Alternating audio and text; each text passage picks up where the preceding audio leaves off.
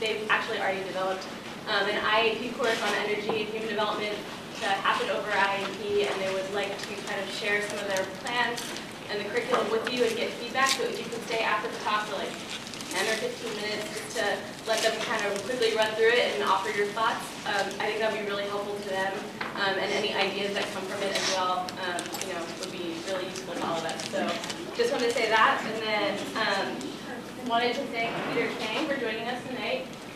Peter is a PhD candidate in civil and environmental engineering, and he's going to be talking about water filtration technology, information communication technology, and water scarcity in Tanzania.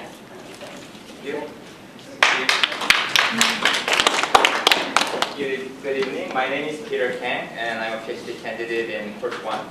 And I'm very happy to share project Aqua-Bridge that I initiated in 2010 December.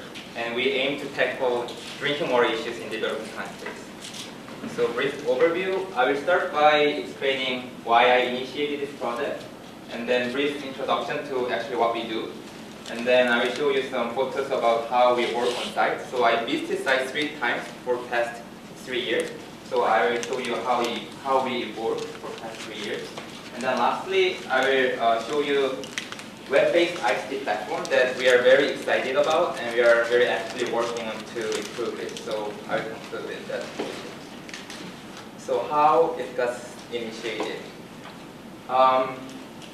My PhD work is about natural porous media flow. So natural porous media meaning sand. So the figure on the right shows one figure from my PhD work, and it's 3D visualization of flow through real rock sample of 1.66 millimeters.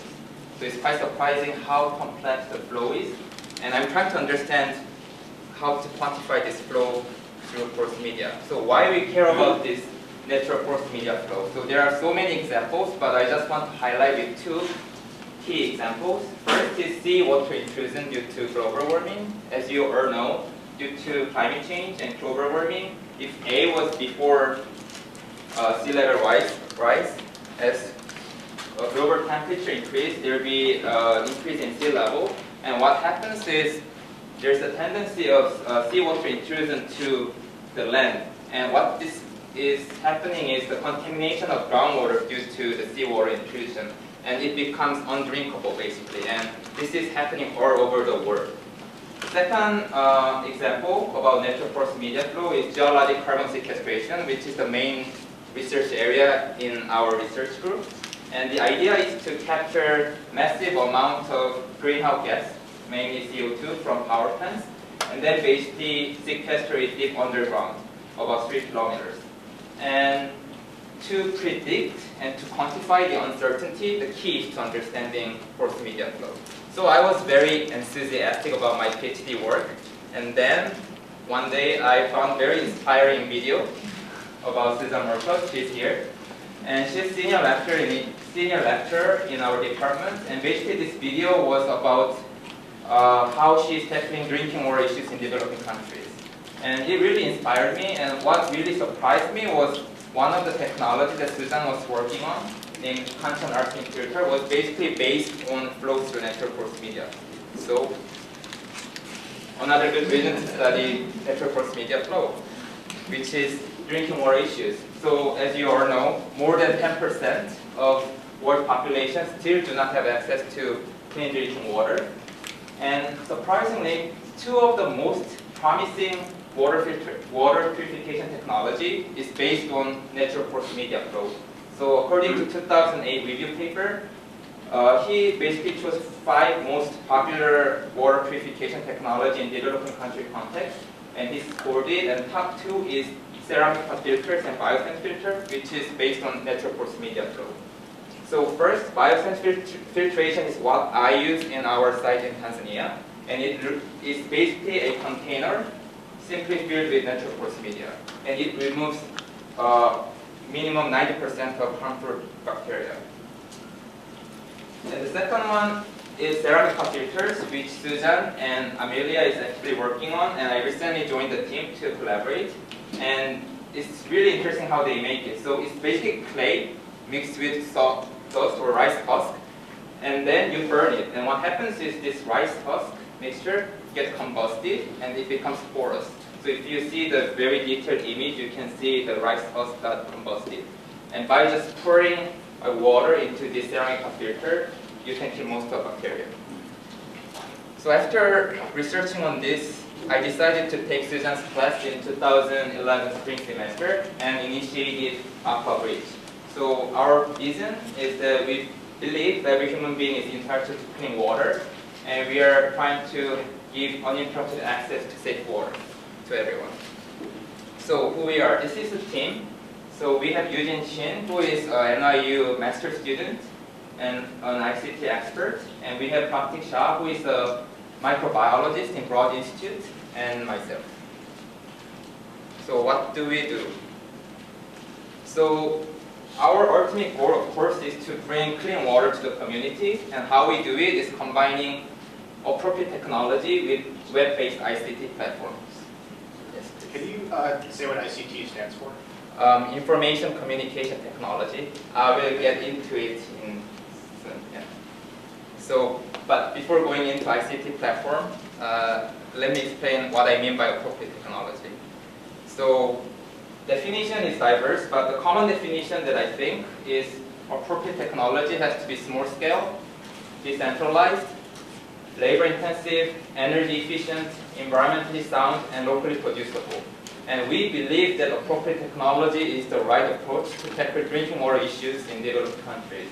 So we use biosense filtration as our appropriate technology for water purification. We combine with low-cost water quality test kits, and we have our unique service model which is tailored to our community. So brief introduction to biosense filter. Again, it's a container filled with natural porous media. It cleans water to drinkable level at low cost. It can be built by local community. It's hard to find a community without sand, so mostly you can produce it. And no energy required, you simply need to pour it. It has superior flow rate and easy to scale up, meaning if you want higher flow rate, you simply need to make it bigger. But of course it's not perfect. It's very effective for microbiologically contaminated water, but it's not too efficient for desalination and removing heavy metals. Could you go back one slide to the labor intensive part? Why the labor intensive part? Is that just for local, what do you call it, hiring local people? Is that why labor intensive? Could you? No, you have small scale decentralized labor intensive. I think I get everything, but why labor intensive? Why labor intensive? Because in most of the areas, it's not easy to have sustainable input of electricity. So it's much better to be operatable with human power. All right, thank you. And low-cost water quality test, we mostly use collider test tube and particulate test. It's very simple and very easy to use. Basically, for collider test, it's presence absence test. So you just put 10 milliliter of water sample, and if it turns yellow after 24 hours, it means contaminated. And Petri film, you just drop 1 milliliter of sample into this film, and you just count how much it appears. And for our service model, we combine neighborhood service model with household level service model. So household level service is simply distributing a filter per household. So the good part of this service model is lower cost. It's less financial burden compared to neighborhood level. But the downside is it's hard to control quality because biosense filter, it is important to maintain it properly, but each household has different behavior, so it can be problematic. And it's smaller impact and less visibility compared to neighborhood level. I have a question on like what kind of sand you put in the filter. It's like the sand should be also locally available, but you have to also maintain the quality and how. I think it's still one of the research topic, but what kind of consensus is it should be crushed rock. So people recommend not to just dig sand from the river, and you bring a rock and crush it before using it. And in our side, there's nearby Kerry, which produce this as a waste basically, so we bring it for free. But also recently there was a study showing that it doesn't that matter. So they had a test with river, sand from river, and it has same basically filtration, right? So it's a bit controversial. So neighborhood water service is, as you can see in the below in our community, we rent an office and we distribute 5 to 10 filters and we hire one local manager. So we train him and basically he sells the filtered water whenever people comes, and it can have larger impact. It's easier for quality control because it's maintained by trained local manager. But the downside is it's more challenging because we need support from community people and local government. We need larger initial costs and we need devoted local manager. So this was appropriate technology with distribution models. And the key question for us and what I came up with my experience was, is this sufficient to be effective? And what I want to claim is no. And I want to show you why by showing my experience for the past 3 years. So my first visit was March 2011 while taking Susan's class. And I went there without knowing much about what I'm doing now because I was just exposed to this topic through Susan's class, and also it was my first visit to Africa. So I just went there with passion but without solution. And I just proceeded through water quality test kit. And the situation was severe than I expected, but context is quite interesting. So this is the satellite image of the community, and it's urban slum. And about 15 years ago, there was actually water coming from the centralized system from the government. But about 15 years ago, there was a large industrial area came in, and basically they diverted all the water to here, and it got cut. So suddenly they don't have water coming from the centralized system. And the figure here, which looks like a garbage can, is actually a water point where the water was coming from the centralized system. But now it's just like a garbage can, and the sanitation situation was pretty bad. So some more pictures about water quality. So what I found was water quality was much more of an issue than the water quantity. As you can see here, if you dig just 1 or 2 meters, you can see groundwater, but the thing is, it's completely contaminated. So the roads are flooded even with 1 day of rain, and this is when some people dump out their feces, and groundwater is contaminated. And you can see, you cannot see here, but there are a bunch of mosquitoes. So currently, there are 2 major sources of water for community members. One is shallow well, so this hand-dug well, which you can see here, and it's temporarily covered. And the second type is deep well, where like the community, rich people from community dig deep well about 30 meters, and they sell it to the community members. And this is a quality test result of one shallow well point. And as you can see here, it's completely contaminated, and it has to be clear like this if the water sample is clean.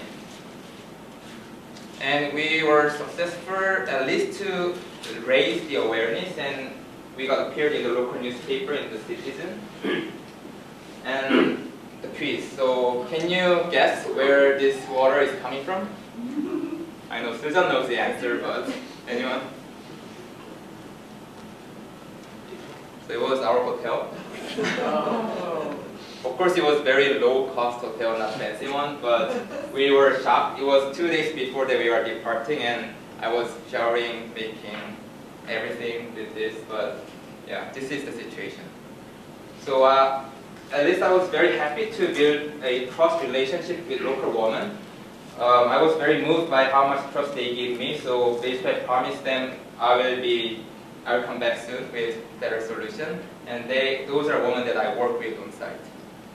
So our second visit was a little less than a year from the first visit, January 2012, and we revisited with our solution, which was biosand filter with hybrid service model.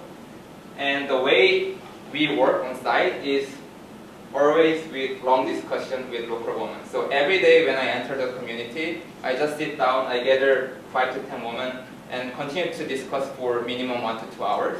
And just hear their stories, ask the questions, And if I have any problem, I just ask them. And most of the time, the solutions get suggested by local government because they are the people who really deeply understand what's going on in the community. And it really helps us to build up a trust relationship. So we did some more water quality testing, and this is the office that we rented for neighborhood water service, and we built a gate for security. And these are the filters that we are installing.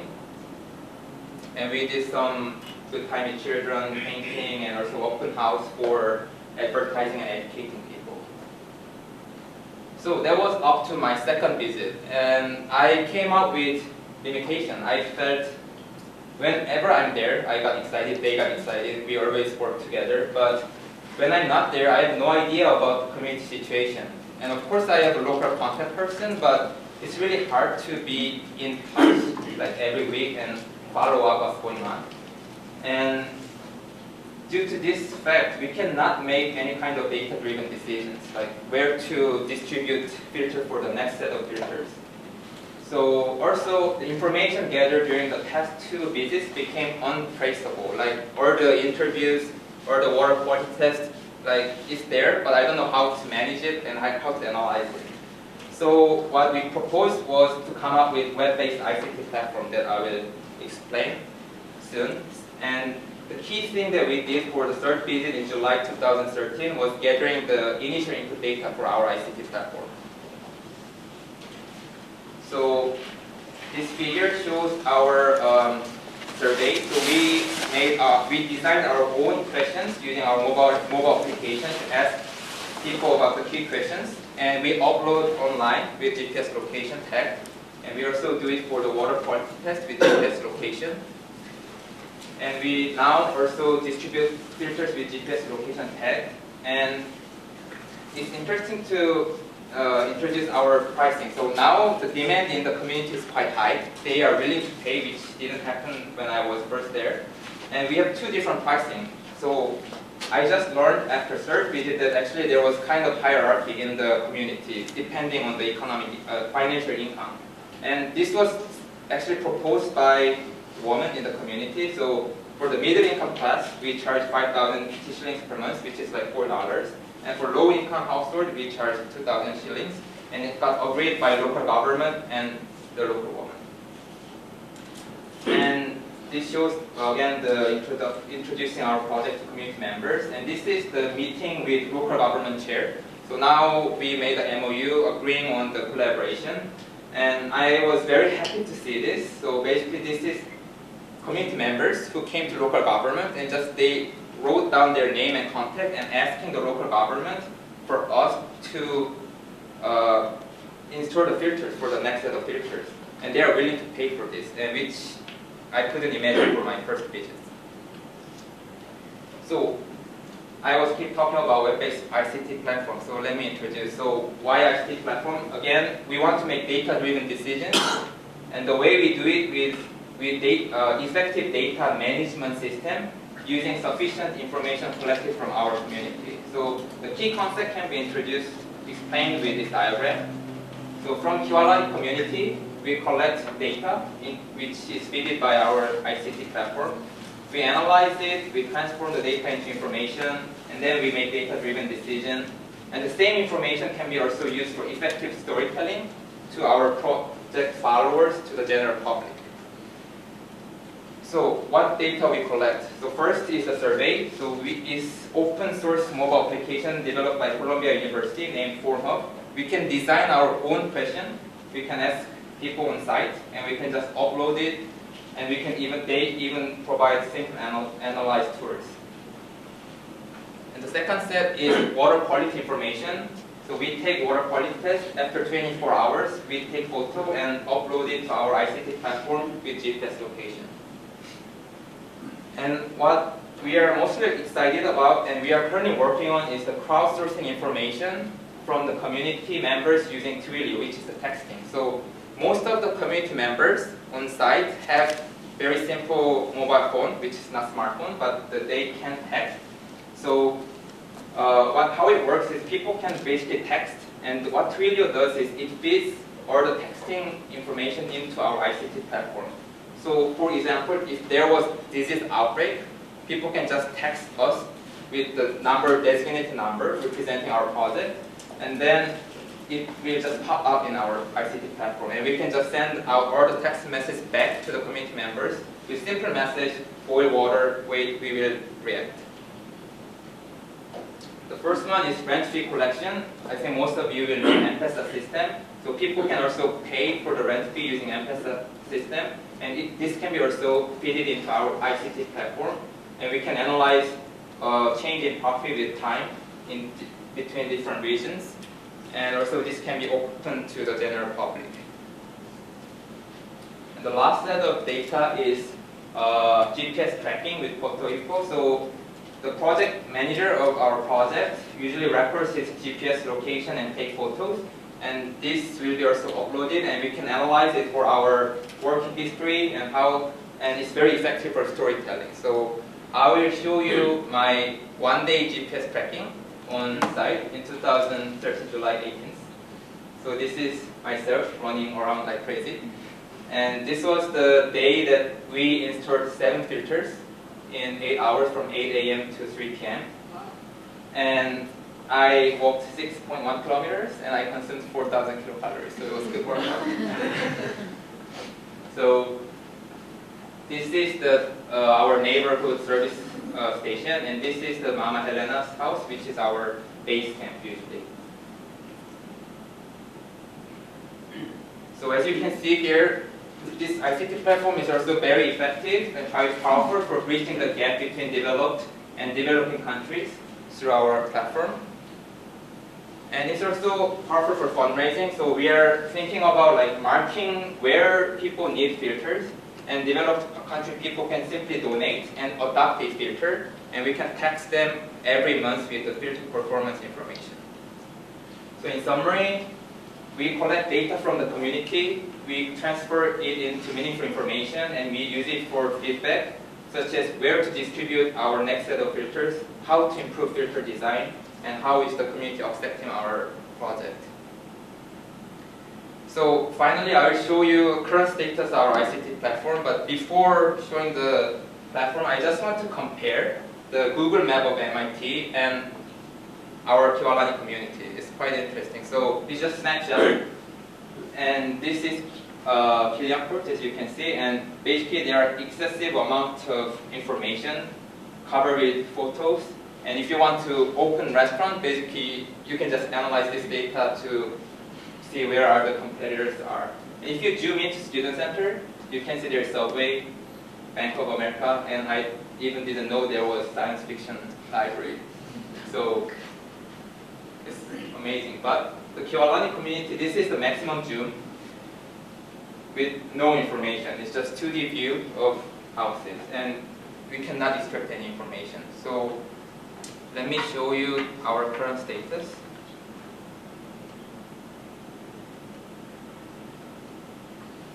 So this is the community map that we built based on open map street. It's open source, anyone can edit it.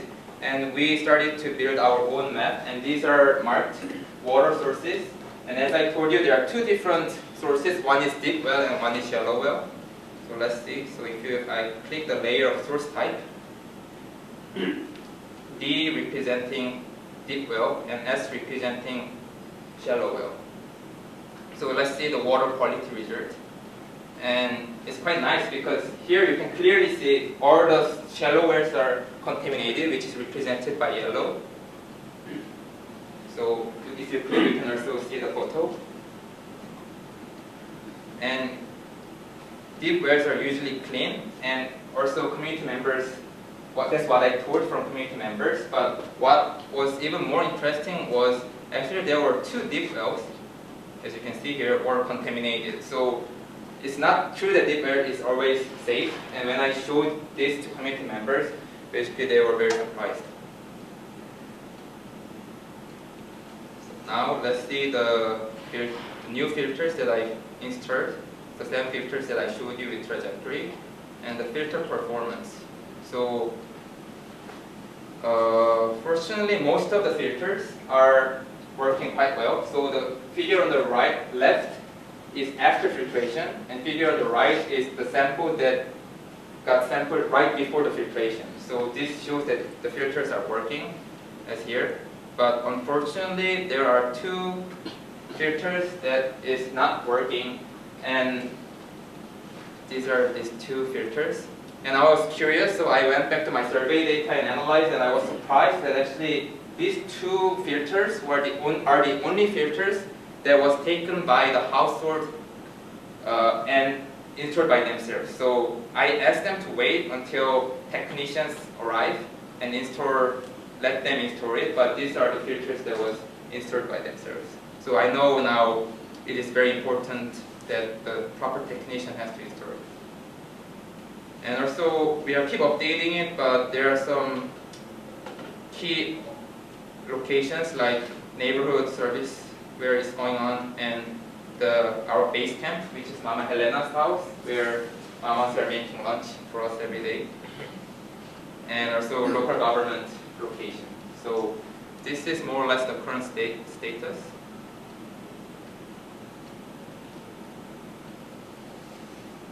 And so what we believe is that combining appropriate technology and ICT platform, we think we can bring huge impact.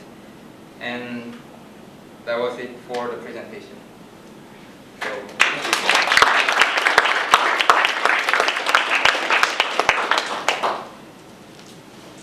I was curious about why it was difficult for those two installations to install it themselves, and you needed a technician. So what about the installation process requires like trained technicians? Actually, it's not that hard. So if we have proper education, anyone can install it, but the key is the flow rate. So what is important is amount of the layers. So let me go back to the bias and filter design. So as you can see here, there is coarse sand, gravel, fine sand. And what is important is you have to have right ratio to meet the certain flow rate. If it is too fast, basically the time is not sufficient for bacteria to get trapped and killed. So, and people tend to want to have higher flow rate. So if they install it by themselves, I think that's the major reason why it's bad. But how does it, well, isn't flow rate more about a usage situation than an installation situation, or is there? Flow rate is determined by how you put the sand.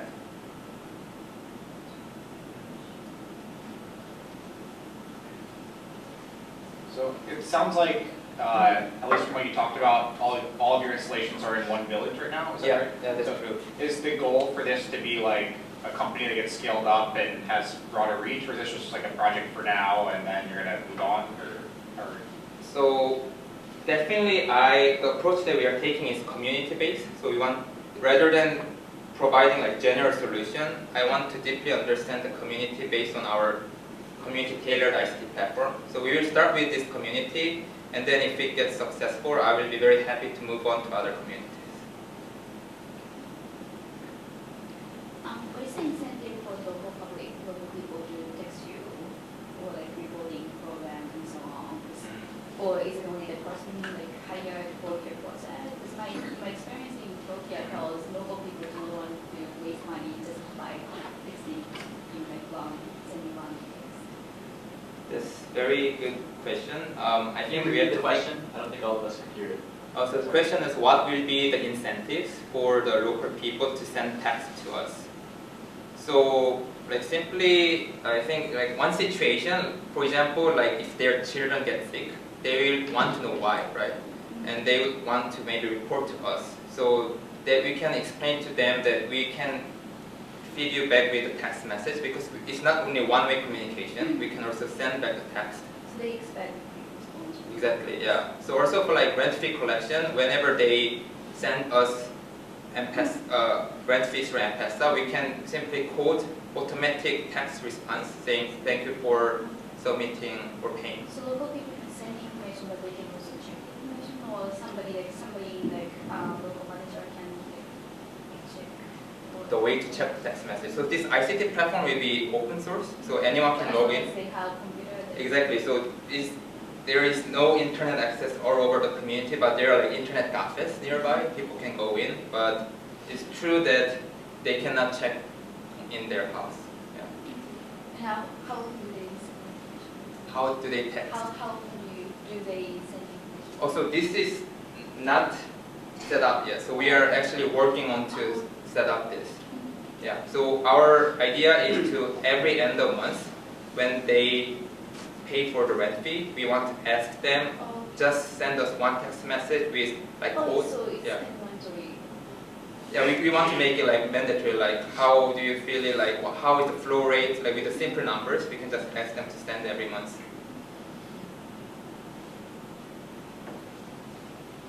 What's the maintenance requirement for the field? Is there any maintenance requirement? So the key maintenance is when the clogging happens. So as time goes, there is accumulation of biomass, which is decreasing the flow rate, and actually it's good, and it means it will perform better. But the thing is, you don't want to go too low because people don't want to wait. So whenever the flow rate becomes too small, people just need to stir the topsoil layer, and then everything that comes out has to be dug out and put it outside. That's it. And I think, to me, this technology is, as long as it's not broken, like the container box, it can be used for many, many years. Could you say something more about the payment? Did you say $4 a month? Oh yes, and actually I didn't. And you said you had two payments. Yeah. So I see that, say there's 8 out there. yeah, Are those 8 that you showed all paying the same amount? And how many months have they been paying for that? good question. So I had to add that it's required to pay for 1 year. So it's not permanent. They don't have to pay for permanent. And what we agreed with the local government was, if they successfully pay for 1 year for the agreed amount, which is 5,000 shillings, which is like $4 per month for 1 year, we give the ownership of the filter to the household. But if they fail to pay this amount, we will take out and install it to another household who are willing to take it. And what currently, since ICT platform is not done yet, there's local manager who's collecting every month, which is a lot of work. And it's been now, it was after July, so it's been 4 months. And from about 10 households, 8 households is paid for full months, like full 4 months, and other 2 households is not paying it well, and one of the households is the poor household. Just to build on what she's saying is, in the next 3 to 5 years, what are you looking at in terms of your business model? Is it a non-profit, or is this a for-profit, or a combination of the both perhaps? I'm not a businessman, so I don't have a clear idea whether we will go for for-profit or non-profit, but I see this more as a social business. Okay. And for the business model, on site, it will be enough to be financially sustainable with the rent fee collected. But of course, if it doesn't get expanded immensely, it won't be enough to pay for like the project managers if you want to expand. And hopefully, it can be fundraised by our ICT platform, because as you can see, it's very powerful for storytelling, and people might be willing to support our cause. Sorry, go ahead. So you mentioned low cost a few times. Can you give us a sense of what that means in terms of cost effectiveness? So for example, what's the next closest solution in terms of cost, and what the water quality is if you use that particular solution, just as a comparison? So you're asking about the price of the filter and compare with other technologies? Well, I'm not sure if that's confidential or not, but basically I'm just trying to understand in this particular economic distribution what you mean by low cost and how that compares to, say, any other available solutions right now. So raw material cost, I would say sand is for free. We need transportation to bring it here, and we need to make the concrete container. And so I would say like the price of the filter will be around $20, $30. And compared to other technology, I don't think other than ceramic pop filters, we cannot find as price competitive as biosand filter. So, but I think he's asking what other, are people paying for bottled water? Are people Chlorine. doing anything else? Or are they just drinking that horrible garbage dump water and getting sick and having no other choice? So, of course, I don't understand how all the households are behaving, but as long as from my experience, people think deep well is clean enough. So usually they just use it for drinking directly. And some households, few households, I think they boil water, but I don't think it's for the drinking, it's more for cooking. And chlorine is, I've seen zero case people using chlorination. And other type of filters I also have never seen. And I also asked local government chair and people, is there any type of water project that is going on in the community? And the answer was no. So it's pretty much deep well dependence. And that's for people access that water for free? No. So it's owned privately. So there are like 4 deep wells owned by basically family. So it's relatively rich people in the community dig deep well about 30 meters, and then they sell it to the community members. So what is the cost of that?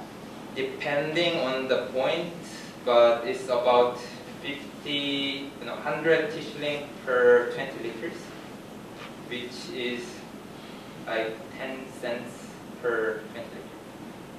For 10 liters? 20. For 20 liters? Yeah. Where do they get the water to go through the filter? Pardon? What's the source of water that goes through your filters? So mainly deep well water. I've never seen people using a shallow well because they understand how dirty it is, because just by eye it's yellow, and from experience they know they should never drink it. So they usually filter deep well water. Yeah. Could you make the clean water with this filter? For shallow well water. Actually, that's what I really want to test for the next few months. But to do that, we need, I think for that, like ICT platform type of thing can be very helpful, because we can designate few points asking people to filter shallow water and report every month to our ICT platform. But right now, it's like each household is having one filter, so it's hard to ask them to filter shallow well water because they are using it for drinking water, so it can be a bit dangerous. My question is that how did you get inspired of this idea of installing such type of filters? Because in my country, that is Pakistan, we are using similar type of filters since many centuries. Which is? Many centuries. What our ancestors do is that they make a clean burn pot, big pots, like a drum, and then they place rounded little stones underneath that, and above that there's a layer of silt. Layer of silt or sand.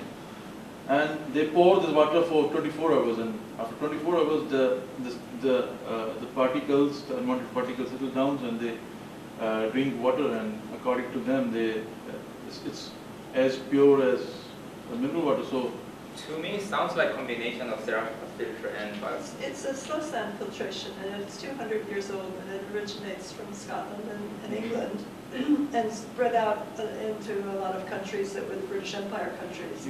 So I think that might be where it originates from. maybe. And the difference between the biosand filter and the slow sand, yours is more of a community scale or a larger scale, right?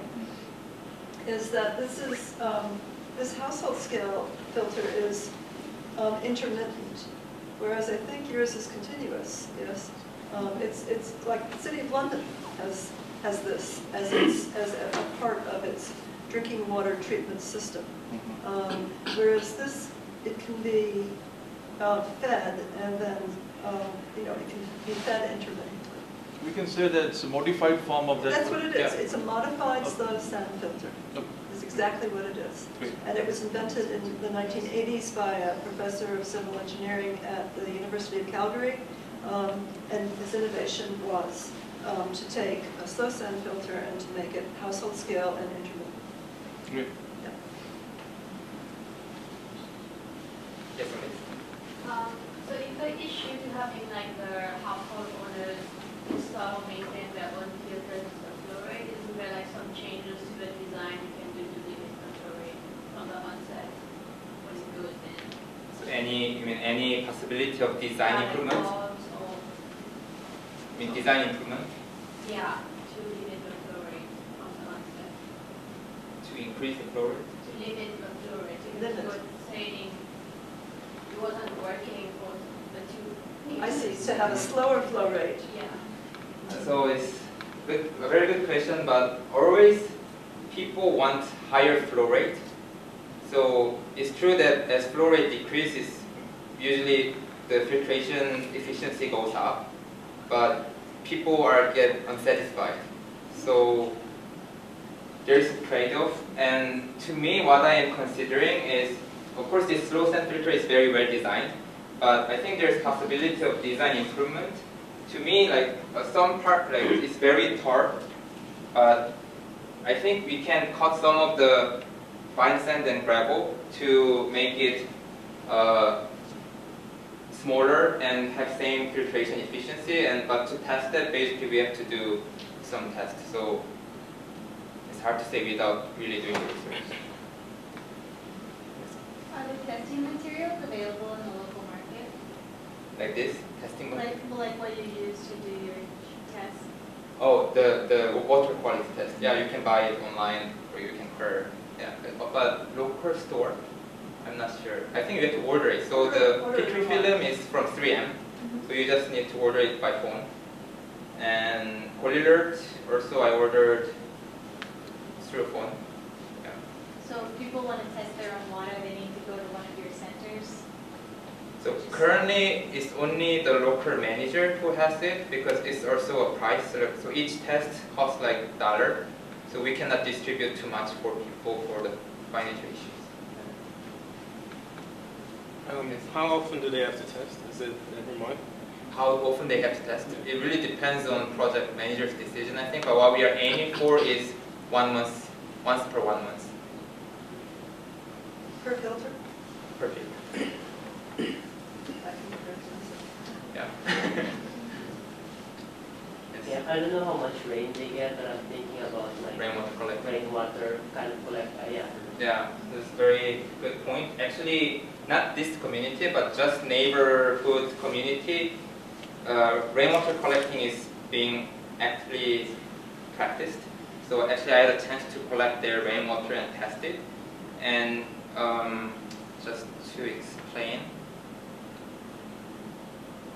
so the results. So if there's red, it means it's total coliform. So it means it's bacteria, but it will not necessarily cause diarrhea. But blue is E. coli indicator. So if there's blue, it means it's high probability that you will get diarrhea if you drink. And when I sampled the rainwater, there were no blue dots, but there were some few red dots. So it's bacteria. There is some bacteria, but that was the situation. And the possibility of applying to the community, I think it's definitely possible, but I just didn't give too much effort to think about. Does the filter compare to other filters that are being distributed by other NGOs, whether it's sand-based, ceramic, or the pump types? So first I can compare biosand filtration and ceramic filter, and Susan and Amelia is the expert, but the key difference is ceramic filter is the cost-wise is cheaper, but the flow rate biosand filter is higher, and durability is better for biosand filter because it's hardly break. But ceramic pot filter is a big issue. How to make it not break, because it get break all the time. But also biosand filter is hard to move around. It's too heavy. But ceramic pot filter is easy to move around. So there are really pros and cons for technology. Yeah, I wanted to test your assumption on the value of being decentralized and the importance of that. Most systems, water systems, are centralized for a reason, because there's cost efficiency, and there's also this issue of quality, because the maintenance is very variable if you leave it to households. I can imagine for other services, maybe centralized is fine, but if you're talking about something very important to health and safety of the community, there'd be advantage to having centralized. And I'm also kind of wondering if this, you have a couple households here using this. If you scale this up so everyone in the community had one of those things, and if you added up all the money that they're spending and also that you're getting from outside grants, would that be comparable to doing some other kind of prevention program? Talking to the industry park next door, telling them stop polluting, telling people how to properly manage sewage water, or maybe rekindling some kind of centralized water filtration system, which would probably be cheaper because you'd have economies of scale and having people go there to visit. So I'm just wondering why decentralization is kind of the key to solving this problem. So first response to that is, I am not saying decentralized system is always better than centralized system, but there are many cases, most cases in developing countries that is hard to implement centralized system. For example, there are so many communities that is dispersed around. We cannot always bring pipeline to these communities. It's also not cost effective. And for this community, I agree that if the centralized government can provide water, it will be nice, but I don't have that much political power to make it happen. And so that's why. And what about the other, educating people how to treat their sewage water, how to manage that, or talking to the industry park next door to avoid contaminating the water, doing other kind of drainage mechanisms when it rains, those are things that communities could implement. You don't need governments necessarily. You mean like the awareness? All of those things, all the things that contribute to water pollution. Okay, so that's all a good idea, but to really make it happen is not that easy. Like, you cannot just knock the door on the factory and ask, could you not produce too much wastewater? Like, it needs people to really mobilize, and I think one way that ICT platform can help is to really mobilize people, but because local community member can try to text us with crowdsourced, and people will be exposed in developed country. They can give pressure to some of the governments to show this fact, and I think it can basically bring in that kind of